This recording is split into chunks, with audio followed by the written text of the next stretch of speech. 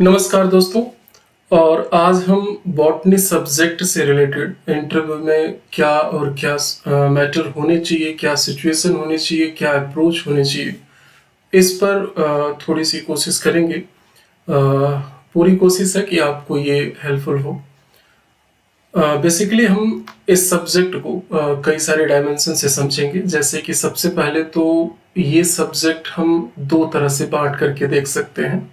एक तो ट्रेडिशनल और दूसरा जो है करंट के पॉइंट ऑफ व्यू से। अगर हम सिलेबस के पॉइंट ऑफ व्यू से इसे डिवाइड करें तो करीब 80 टू 85% जो पार्ट है ये ट्रेडिशनल है, एक लगभग हम कह सकते हैं इतना। और 15 टू 20% ये जो पार्ट है ये करंट से रिलेटेड है। लेकिन जब इंटरव्यू की बात आती है इस सब्जेक्ट में तो ये रेशियो लगभग लगभग 50-50 में आ जाता है, क्योंकि इसके जो कॉन्सेप्ट है, जो एस्पेक्ट है, ये ज़्यादातर करंट के साथ टच होते हैं। इसलिए जब प्रश्न पूछने की बात होती है तो इसको करंट के साथ लगभग ज़रूर जोड़ा जाता है। हम जो बात करेंगे इस पे ये दोनों पार्ट में करेंगे कि अगर आपसे करंट के क्वेश्चन पूछे जाते हैं तो कैसे और क्या रहेंगे। अभी हाल फिलहाल में जो अप्रैल में अगर होता है तो जो अप्रैल में होने वाला है आपका, और ट्रेडिशनल से ये टॉपिक टच होता है तो किस तरीके से आपसे क्वेश्चन पूछे जाएंगे, इस पर एक छोटा सा व्यू हम रखते हैं। जैसे सबसे पहले करंट के पॉइंट को लेते हैं कि यहाँ से किस टाइप के क्वेश्चन पूछे जा सकते हैं। बस एज ए सैंपल के तौर पे, एज ए एग्जाम्पल के तौर पे ये है। जैसे आप देखेंगे कि अभी हाल फिलहाल में प्लांट डिग्रेडेशन जो है, सॉरी, प्लास्टिक डिग्रेडेशन प्लांट का लगभग क्रिएशन हो चुका है।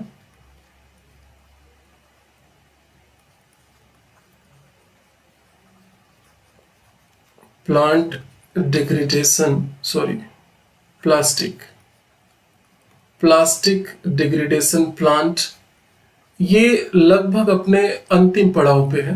अब ये कंप्लीट होने जा रहा है।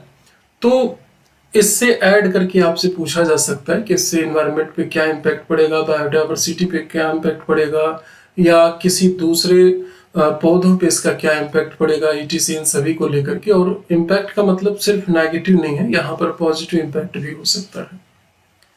या एक और हम एग्जाम्पल यहाँ पे ले सकते हैं कि अभी थार डेजर्ट पे आप देखेंगे कि यूनेस्को का बहुत इंटरेस्ट बढ़ गया है इधर। आपने न्यूज़ अगर आप पढ़ते हैं तो देखे होंगे, इसमें यूनेस्को का एक इंटरेस्ट इसके और जो बायोडाइवर्सिटी है उसको लेकर के कुछ ज़्यादा इधर बढ़ी है। और एक अनुमान लगाया जा रहा है कि इसे जल्द ही मैप में शामिल कर लिया जाएगा। अब अगर ये मैप में शामिल हो जाता है तो इससे थार को क्या बेनिफिट होगा, या इंडिया को इससे क्या बेनिफिट होगा, इससे रिलेटेड आपसे क्वेश्चन पूछा जा सकता है रिसेंट में। या कोई और तरीका इसी कॉन्सेप्ट के साथ बनाया जा सकता है। एक और हम एग्जांपल ले सकते हैं रिसेंट में, जैसे कि आप देखेंगे कि रेड डेटा बुक ये आपके सिलेबस में है। इससे हाल फिलहाल में भी बहुत सारे करंट के इशू हैं, जिनमें से बस एक एग्जांपल के तौर पे हम लेते हैं कि अभी 20 चीतों को साउथ अफ्रीका से इंडिया लाया गया है। ये अपने आप में एक प्रश्न है कि कहाँ से लाया गया है, तो साउथ अफ्रीका से इन्हें इंडिया लाया गया है। एमपी के कूनो कूनो नेशनल पार्क में इन्हें रखा गया है। मतलब एक तरह से विकास, डेवलपमेंट, या जो भी कहें, ग्रोथ या इन्वायरमेंट यहीं पे डेवलप किया गया है, कूनो नेशनल पार्क, एमपी।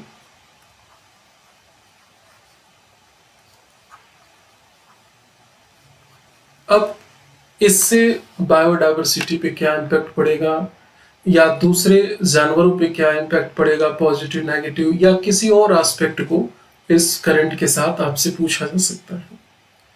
एक और हम फाइनल एक करंट और लेते हैं जिससे कि आपको ऐसे इशू, लगभग ये 50 से ज़्यादा ऐसे इशू हैं जो रिसेंट में चल रहे हैं, और अगर आप इनसे रूबरू नहीं है ठीक से तो जल्दी से हो जाइए। कुछ और उपाय इस पे क्या है, इस पर हम लोग लास्ट में बात करेंगे ही। एक बस जरूरी ऐसे प्रश्न अगर आप नहीं देखे होंगे तो थोड़ा आपको सरप्राइज भी लगेगा। जैसे अभी आप देखेंगे कि पॉम ऑयल पे गवर्नमेंट ने टैक्सेस रिड्यूस किया है। ये टैक्सेस 7.5% से रिड्यूस होकर के 5% हो चुका है। आखिर ये रिडक्शन लगभग इसका इंडिकेशन ये है कि तेल की कीमत आप जानते हैं कि कितनी तेजी से पिछले कुछ महीनों और सालों में बढ़ा है। इसे कंट्रोल करने के लिए गवर्नमेंट ने 7.5% से रिड्यूस करके 5% किया है। लेकिन रेट इतना हाईली इंक्रीज हुआ है ऑयल का, तो क्या ये 5 से इसे 0 नहीं कर देना चाहिए? आपका क्या व्यू है इस पे? या आखिर सिर्फ इतने से क्या ये कंट्रोलिंग हो जाएगी या नहीं होगी? या क्या हम किसी और तरीके के प्लांट के बारे में नहीं सोच सकते हैं जो कि एक तरह से उससे हम ऑयल प्रोडक्शन भी कर ले, मतलब हाइब्रिड टाइप का कुछ आइडिया हम दे सकते हैं कि नहीं, ईटीसी इन सब को लेकर के? तो प्रश्न बहुत सारे हैं। अगर आप उनके बारे में ज़्यादा नहीं तो थोड़ी बहुत भी अगर समझ रखते हैं तो वहाँ पर आप सेटिस्फाइड कर सकते हैं एग्जामिनर को। और मेन जो ज़रूरी है आपके आंसर देने के तरीके के, एक ट्रेडिशनल पे भी हम थोड़ी सी बात कर सकते हैं कि आखिर एक दो ही, ज़्यादा नहीं, क्योंकि बहुत लंबी वीडियो ये नहीं खींचनी है। अगर हम ट्रेडिशनल पार्ट पे बात करें एक आध ऐसे ही, जैसे नाइट्रेट के बारे में आप सब अच्छे से जानते हैं। नाइट्रेट में आप देखेंगे कि अभी दो ऐसे लेख हैं, ये देखो ट्रेडिशनल हो गया है, ये नई बात नहीं है, बहुत पहले से दो ऐसी लेख हैं जो नाइट्रेट से काफी इफेक्टेड हैं, बहुत ज्यादा प्रभावित है। नाइट्रोजन का छिड़काव आसपास एरिया में इतना ज्यादा हुआ है और उससे रिस्क करके ये नाइट्रेट की मात्रा इन दोनों झीलों में बहुत ज्यादा हो गई है। तो एक तो झीलों का नाम तो बिल्कुल बेसिक सा पॉइंट है, आपको आना ही चाहिए। इसके उपाय आपसे पूछे जा सकते हैं या विकल्प में क्या क्या जो है हो सकता है जिससे कि ये प्रॉब्लम ना क्रिएट हो। एक और पॉइंट हम यहाँ पर समझ सकते हैं ट्रेडिशनल के तौर पे, बस एक आखिरी पॉइंट, जैसे काई स्क्वायर टेस्ट, ये आपके सिलेबस में है। इससे बेसिकली यूज क्या होता है, तो आप देखेंगे कि इससे क्वालिटी टेस्ट होता है। Quality test. अब प्रश्न ये भी बन सकता है कि which type of quality test we come under the chi square test. इसके थ्रू किस टाइप के क्वालिटी टेस्ट जो है, क्वालिटी की टेस्टिंग होती है, आप उनकी कुछ लिस्ट बता पाए तो बताइए। अब अगर आप सिर्फ फैक्ट के तौर पे इसे प्रिपेयर किए हैं कि हाँ इससे क्वालिटी टेस्ट होता है, तो थोड़ी सी यहाँ पे प्रॉब्लम आ सकती है। या आपके जितने यूनिट है उन सभी से कुछ इस तरह के बाउंसर जो है वो आ सकते हैं। लेकिन ध्यान रखना है कि बहुत ज्यादा आपके आंसर में नो नहीं होना चाहिए, ये डेंजरस है। बहुत ज्यादा नो ठीक नहीं है। जो प्रश्न आपको पार्शियल आ रहा है 50%, 30%, 70%, उनके आंसर देने के तरीके आप सीखें जो ज्यादा बेहतर है। और वीडियो के बिल्कुल एंडिंग में एक सजेशन मैं आपसे जरूर कहूंगा कि आप मेरे थ्रू या किसी के भी थ्रू आप कोशिश ये जरूर करें, आप में से देखो जो इस सब्जेक्ट के नहीं है वो लोग देख रहे हैं तो भी आप कम से कम 3 से 4 लोगों के सामने आप जरूर बैठ करके, खड़े होकर के, चाहे जैसे, आंसर देने का कोशिश जरूर करें। ऐसा क्यों, इसका एक परफेक्ट लॉजिक है कि आखिर हमें ऐसा ही क्यों करना है। एक सिंगल पर्सन के सामने नहीं, या ऑनलाइन ऑफलाइन चाहे जो भी मैटर हो, आप सिंगल से नहीं, एक साथ 3 से 4 लोगों से। रीजन इसका यह है कि मान लीजिए कि मिस्टर ए ने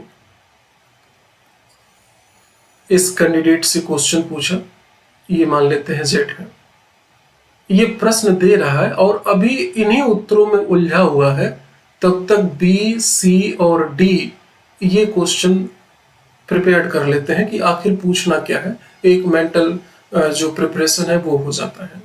जब तक बी ने पूछा तब तक फिर से ए को टाइम मिल गया, सी और ज्यादा उस पर डेप्थनेस जा रहा उस क्वेश्चन को और कितना डीप पूछना है, एजिटिव डी एजिटिव, मतलब आप समझ गए होंगे कि रोटेशन का चांस मिलता है।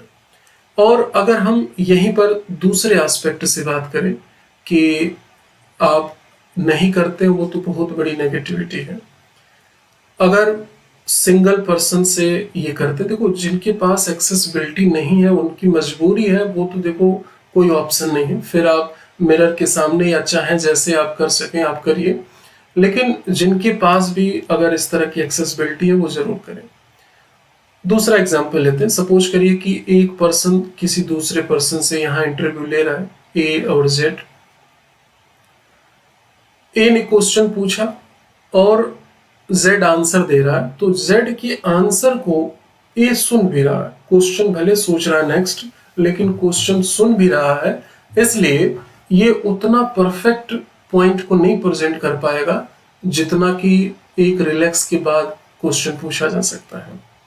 और जैसे आंसर फिनिश होगा तो यहां क्वेश्चन पूछने की एक रिस्पॉन्सिबिलिटी भी बढ़ जाती है, इसलिए जो क्वेश्चन का स्टैंडर्ड हाई होना चाहिए वो उतना हाई नहीं हो पाता। ये देख आप समझ पा रहे होंगे, ये ह्यूमन नेचर पे डिपेंड है। तो आप कोशिश करें कि आप ऐसे ग्रुप में ही एक इंटरव्यू दें तो ज्यादा ठीक है। कहीं से भी किसी भी तरीके से आप फ्रेंड सर्कल के थ्रू भी कर सकते हैं, अगर आपकी एक्सेसिबिलिटी नहीं होती है तो। वीडियो के लास्ट में नंबर है, अगर आप मेरे पैनल के थ्रू जुड़ना चाहते हैं तो आप कंसर्न करके आप मेरे थ्रू भी जुड़ सकते हैं। और कहीं पर भी इस इंटरव्यू के रिगार्डिंग कोई कंफ्यूजन डाउट आता है तो आप बात कर सकते हैं मेरे से। आज के डिस्कशन को हम लोग यहीं फिनिश करेंगे। Thank you.